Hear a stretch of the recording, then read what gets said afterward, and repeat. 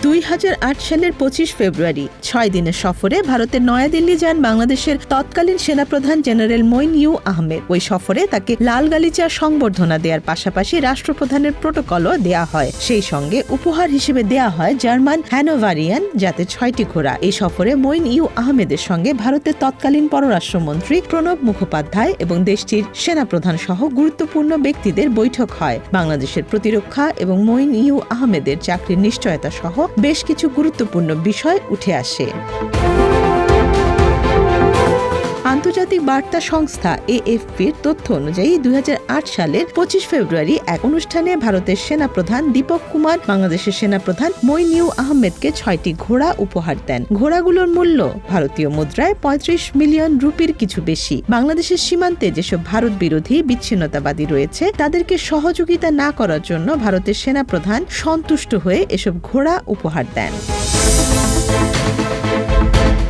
ভারতের দেয়া ঘোড়াগুলোর মধ্যে 2টি ঘোটক আর 4টি ঘোটকি, মানে 2টি পুরুষ ঘোড়া আর 4টি মহিলা। সফরের কয়েকদিন আগেই এ ঘোড়া উপহারের বিষয়ে ভারতীয় সেনাবাহিনীর তৎকালীন লেফটেন্যান্ট জেনারেল নারায়ণ মোহন্তী সাংবাদিকদের বলেছিলেন, বাংলাদেশের অনুরোধের পরিপ্রেক্ষিতে এ ঘোড়াগুলো উপহার দেয়া হয়।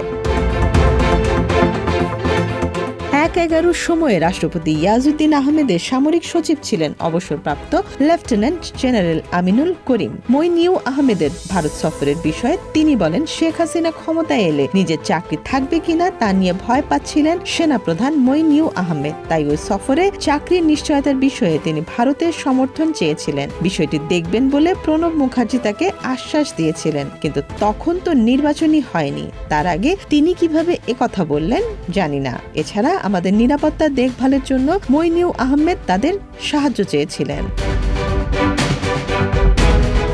সে সময়ের পরিস্থিতি নিয়ে অবসরপ্রাপ্ত লেফটেন্যান্ট জেনারেল আমিনুল করিম আরও বলেন, 2007 থেকে 8 সালে তত্ত্বাবধায়ক সরকারের ক্ষমতা গ্রহণের বছর খানেকের পরই রাষ্ট্র ক্ষমতায় সেনাবাহিনী থাকা উচিত কিনা এ নিয়ে আমরা ভোটাভুটি করেছিলাম। তখন সেনাবাহিনীর জেনারেলরা মঈন ইউ আহমেদকে রাজনীতিবিদদের হাতে ক্ষমতা দিয়ে দেওয়ার অনুরোধ জানান। এছাড়া জেলে থাকা খালেদা জিয়া ও শেখ হাসিনাকে ছেড়ে দেওয়ার কথা বলেন। সেনাপ্রধানের সমর্থনে কোনো জেনারেলই ছিলেন না তখন। সাবেক সেনাপ্রধান মঈন ইউ আহমেদের ভারত সফরের কথা ছিল 2007 সালের জানুয়ারিতে, কিন্তু সে সময় দেশে জরুরি অবস্থা জারি করায় তার ওই সফর বাতিল হয়ে যায়। এর ঠিক 1 বছরের কিছু সময় পর দিল্লি সফরে যান মঈন ইউ আহমেদ, যখন দেশের রাজনীতির সময়টা ছিল খুবই তাৎপর্যপূর্ণ।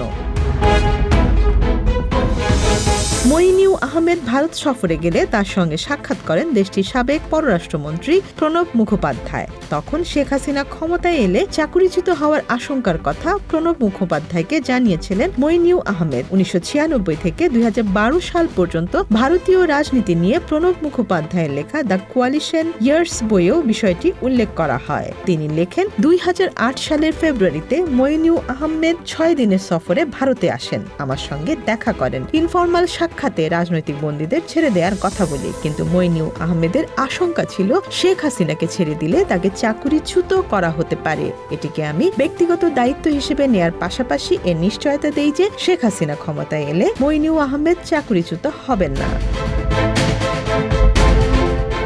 মঈন ইউ আহমেদের ভারত সফরে প্রতিরক্ষার গুরুত্বপূর্ণ বিষয়গুলো প্রাধান্য পায় বলে জানা যায়। ভারতের সেই সময়ের সেনাবাহিনীর প্রধান জেনারেল দীপক কুমার ও বিমান বাহিনীর প্রধান এয়ার মার্শাল হবির সঙ্গে তার বৈঠক হয়। দুই দেশের প্রতিরক্ষা সহায়তায় নতুন যুগের উদয় হবে বলে প্রতিশ্রুতি দেন বাংলাদেশের তৎকালীন এ সেনাপ্রধান। ভারত সফরে দেশটির নৌবাহিনীর সাবেক উপপ্রধানের সঙ্গেও বৈঠক করেন মঈন ইউ আহমেদ। ভারতীয় সংবাদ মাধ্যম প্রেস ট্রাস্ট অফ ইন্ডিয়ার প্রতিবেদন অনুযায়ী মঈন ইউ আহমেদ দেশটির প্রতিরক্ষা মন্ত্রী এম পালামরাজুর সঙ্গেও বৈঠক করেন।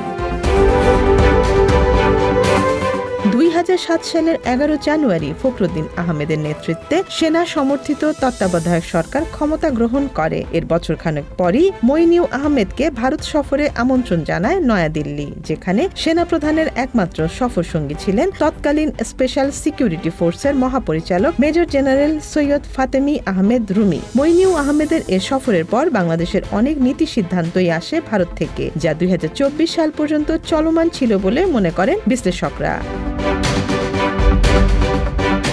Desk report, Dhaka express.